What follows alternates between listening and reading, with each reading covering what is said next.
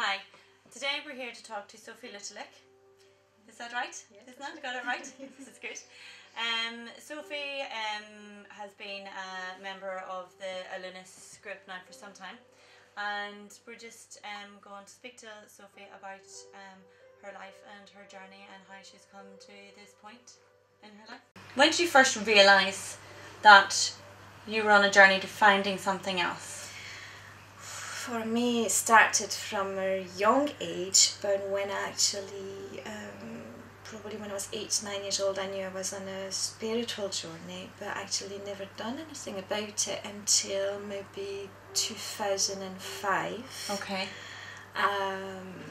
When I started maybe doing some Reiki training, 2003 doing some massage, holistic massage trainings and things like that, and that I loved. I could find my elements into that. But the energy really kicked in for me in 2010 when I did Diamond Angus training. That was September 2010. I just found out just 2 weeks before doing the training that I was actually pregnant with my second one. Another coincidence, things that happened with my first one. I did Reiki training, so they seemed to love the energy and me, kind of thing. But Diamond Angus was a really changed another. Connecting to the energy was something very different. Wow. Okay. So you've come along a spiritual journey, so to speak. Anyway, you know what I mean. So you've obviously been interested in that. And did you ever feel that there was something missing? Yes. Is that why you were on a journey, or I was on a journey of finding who could teach me, or who could open the doors for me to actually have access to the spiritual journey that I'm supposed to be on.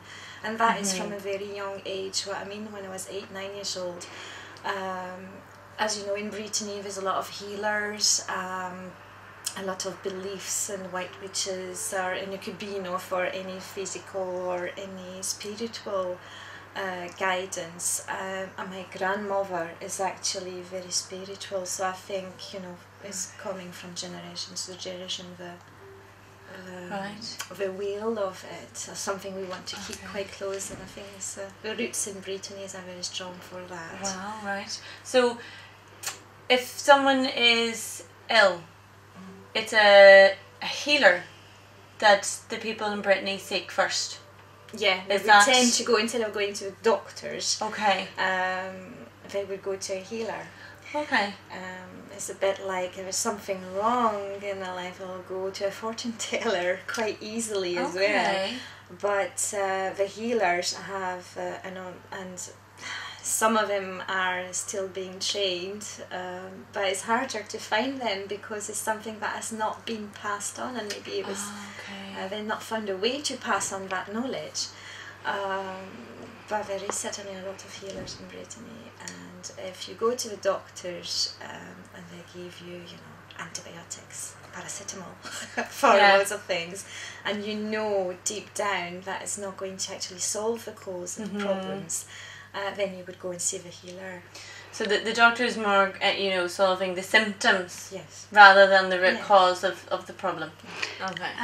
There might be a lot of healers in Northern Ireland. They're going to be watching this bit of film. What would you say to them? They've obviously been on a similar journey to yourself, and haven't actually tapped into this new part of the journey that you have, Diamond Angus and opalescence. Is there anything you'd like to say to them to encourage them, maybe that this might help them in their work? I would say definitely to help you pass on the knowledge. If you've not found a way of doing it, maybe this would open your eyes on how you could pass on your knowledge by attending the courses, and especially maybe the DARE techniques and things like that, DARE programs in place that might help them to pass on their knowledge and what they know, and actually make it a bigger program.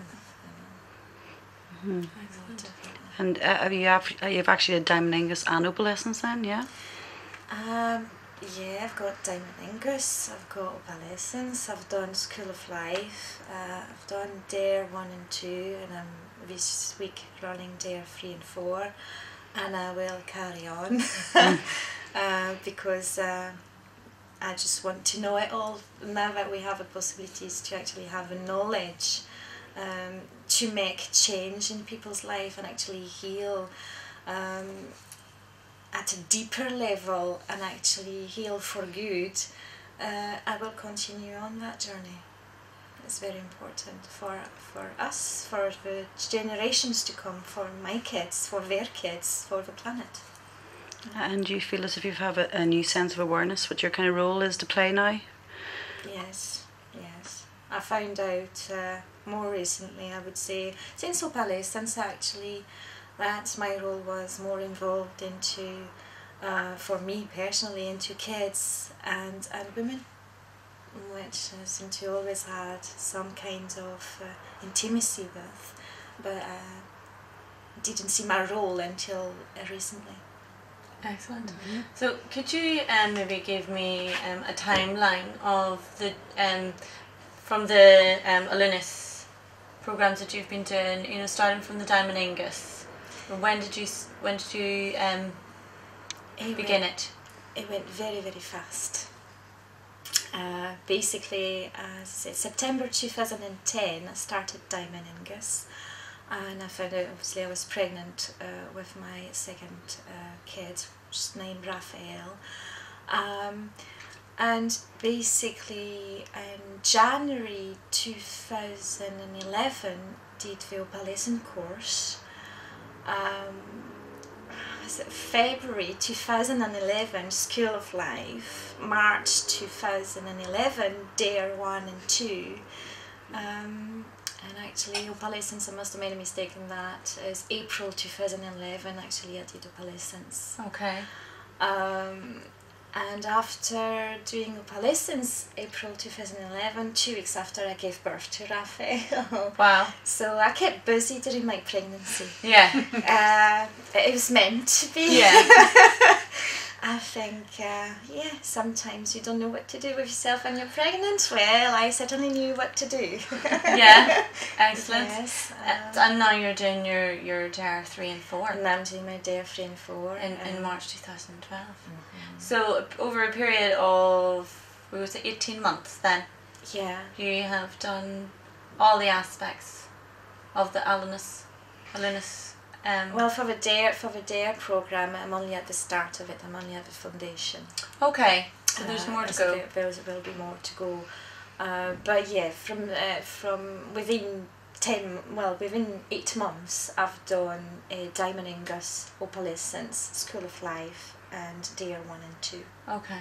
Yeah. And how many more dares are there to do after 3 and 4? There's quite a few. There's intermediate level and advanced level. Okay. Obviously, this goes into the higher you do it, or the courses, then the deeper you go into it's solving issues. It's specialising. Yes, specialising. I was looking for the It's word. like a master's. Yes. Yes. Then. Yes. Or a PhD. Just, you don't have to do. If depending of what you want to do for yourself and your journey, obviously. Yeah.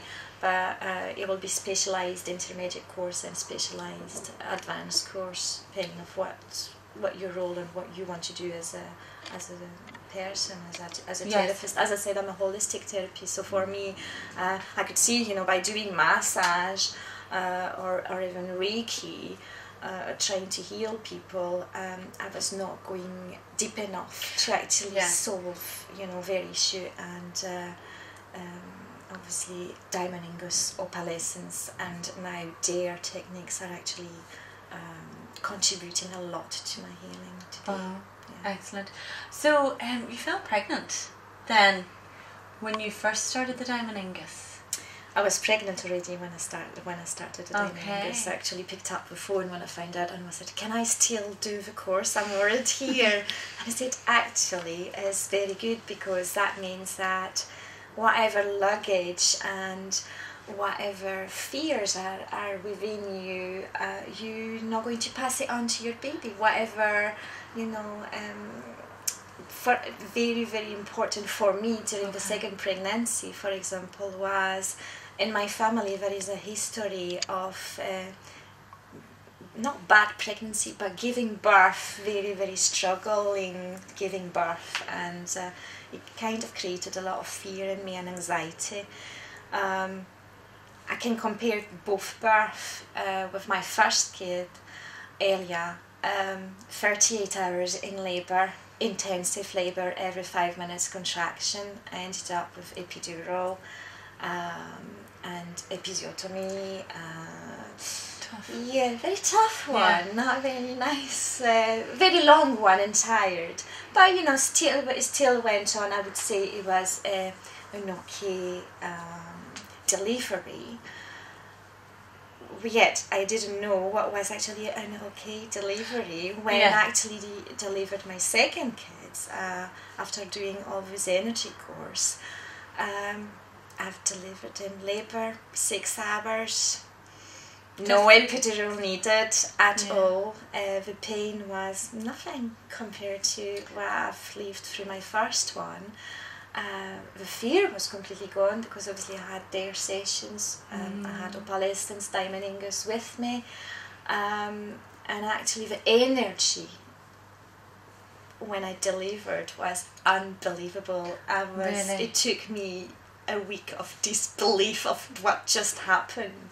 I couldn't sleep through the night, not because I wanted to or didn't want to. I was just looking at that child going, I've just given birth to you in a natural way, without suffering, without needing the drugs, without, how is that possible? And it was so marvellous and so full of energy. I just looked at it and went, oh, we've done it together. Couldn't believe it. Yeah. Couldn't believe it. Amazing, just amazing. I can actually feel the excitement emanating off you. Sorry, So I that was nearly a year ago, but I'm still... Yeah.